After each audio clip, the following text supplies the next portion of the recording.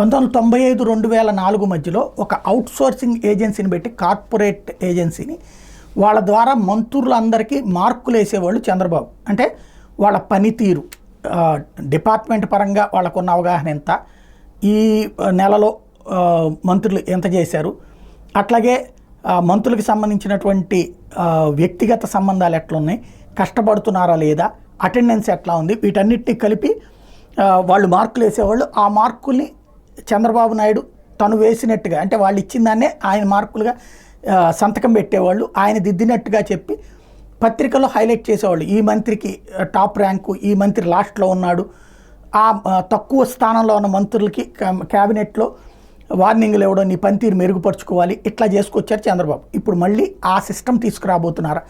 నిన్న cabinet meeting తర్వాత చంద్రబాబు చెప్పినటువంటిది, క్యాబినెట్ మీటింగ్లో మంత్రులకు చెప్పింది, కుటుంబ సభ్యుల ప్రవర్తన మితిమీరకుండా చూసుకోండి అంటూ మంత్రులకు చెప్పినట్టు, మంత్రులు ఎమ్మెల్యేలకు ముఖ్యమంత్రి చంద్రబాబు హెచ్చరిక, మంత్రుల 100 రోజుల పనితీరు మీద ప్రోగ్రెస్ రిపోర్ట్ ఇస్తాను అన్నారు. అంటే విషయం అది, 100 రోజుల పనితీరు మీద ప్రోగ్రెస్ రిపోర్ట్ అంటే ఇక మార్కులు వేయడం ప్రారంభించబోతున్నారు. ఇప్పుడు 100 రోజులకి, ఇక ఆ తర్వాత నెల ఇస్తారా, 3 నెలలకు ఒకసారి ఇస్తారా, ఏడాదికి ఒకసారి ఇస్తారా, మళ్ళీ పాత పద్ధతిలోకి తీసుకొచ్చే ప్రయత్నం చేస్తున్నారు.